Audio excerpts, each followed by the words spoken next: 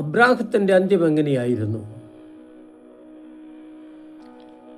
175 വർഷം അദൃശ്യനായ ദൈവത്തിൻ്റെ സ്വരം കേട്ട് ദൈവോന്മുഖനായി ജീവിച്ച ആ വിശ്വാസികളുടെ പിതാവ് അന്ത്യശ്വാസം വലിച്ച് തൻ്റെ പൂർവികരോട് ചേർന്നു.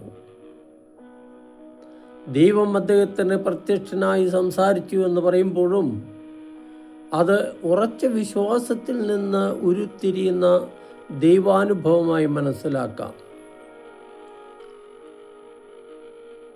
ദൈവാനുഭവത്തിൽ ജീവിച്ചപ്പോഴും മനുഷ്യ സാധാരണമായ പരാജയങ്ങൾ അദ്ദേഹത്തിന് അന്യമായിരുന്നില്ല. അബ്രാഹാം വിശ്വാസത്തിൽ വളർച്ച പ്രാപിക്കുന്നത് കാത്തിരിക്കുന്ന ഒരു ദൈവത്തെ നമുക്ക് ബൈബിളിൽ കാണാം. ദൈവിക ഉടമ്പടിയും വാഗ്ദാനങ്ങളും സ്വീകരിക്കാൻ വാഗ്ദാനപുത്രനായ ഇസഹാക്കിനെ തയ്യാറാക്കിയ ശേഷമാണ് അബ്രാഹാം മരിക്കുന്നത്.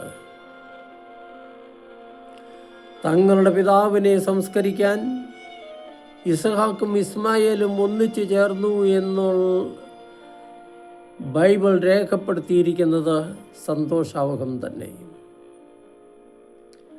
തൻ്റെ സന്തതികൾ അവകാശപ്പെടുത്തും എന്ന് ദൈവം വാഗ്ദാനം ചെയ്ത ആ പ്രദേശത്ത് പണം കൊടുത്ത് സ്വന്തമാക്കിയ ആ ഗുഹയിൽ